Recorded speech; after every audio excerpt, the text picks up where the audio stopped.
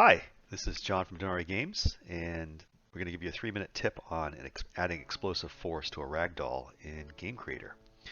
And so the object will be to create an object that applies this explosive force, kind of like this magical brazier here. You see when we get into the trigger radius, it blows character and NPCs sky high. So let's jump in and see how we did that. I'm going to disable this and start from scratch for this video. So let's type in brazier, and I'm going to filter this guy down by prefabs. Excellent. I think we'll use the stone brazier this time. That looks nice and magical. Let's move it over there. So the first step we're going to do is add in our sphere collider, which will act as our trigger. So type in sphere, and we'll give that a radius of 3. We'll recenter it. That looks just fine. Make sure that's a trigger. Then we'll add in our trigger component. This time we're going to use a different trigger. We're going to use on player stay timeout. So it won't trigger right away. You've got to get in the area and stay in this case for 2 seconds. Go ahead and add our actions. Always like to rename actions. On enter. So the logic works something like this. The first thing we're going to do is find everybody who is in a certain distance of this particular object. So we're looking for the character component, and the origin will be the brazier.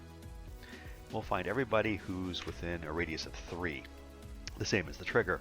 Now you'll notice it wants to store that into a list variable, so we need to add that back to our brazier. This will be a list of everybody who is in that radius. So we can now just drag this over. It'll grab that list automatically. Now that we've gathered them, we're going to loop over this list. Again, we're grabbing that list from the brazier. We need to run an action against everybody on that list. So let's go ahead and create that action. We're going to call this ragdoll. And we'll add a ragdoll action.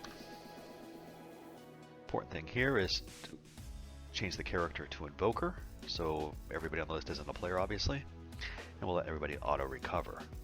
So coming back to the original action, we can now apply that ragdoll to everybody on the list, and the last step will be adding the explosive force. We'll do this again at the position of the brazier. We'll take a radius of 3 on that explosive force and maybe 50. So let's quickly test it out and see what it looks like in game. Alright. Excellent. Now you're going to notice those spinny heads, which is kind of an annoying thing with Cinti assets in particular. So for Patron subscribers, I've got a bonus for you. I've created an action which fixes that. So let's go ahead and add that action here.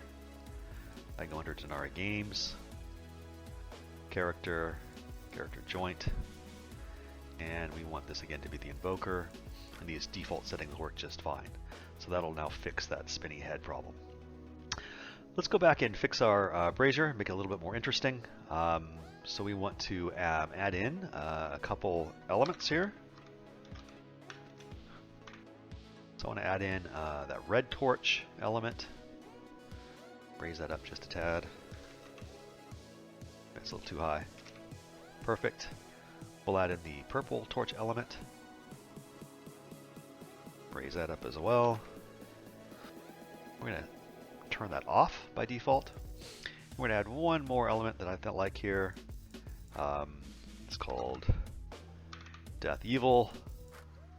These are all from a pack that I use quite a bit called Polygon Arsenal. So Death Evil, let's play that again. Yep, that's centered off. Let's go here, 1.2. Excellent. So let's turn that off by default. So now when we go back to our actions, we're going to toggle these on or off, but we're not going to do it right away. Effectively, we're going to give the player a warning. So when they first get in the radius, the first thing we'll do is set active. And we're going to turn on the purple. We'll of course turn off the red. Then we're going to wait 2 seconds. So you enter in, you'll see the visual indication that the fire's turned to purple, probably a warning sign. And then we'll run through the loop.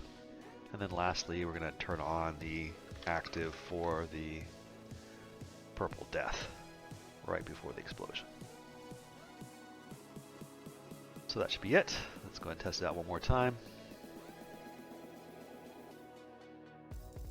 Nice red fire. Uh-oh, it's turned purple. And there it is, explosive force on a ragdoll. Now, of course, this also works with shooter. So I'm not going to go through it in this video, but the exact same principles apply. Here I have a fireball impact, and if I open it up, you'll see I've got an impact action running through a loop, applying explosive force, and applying the ragdoll. That's it. Have fun.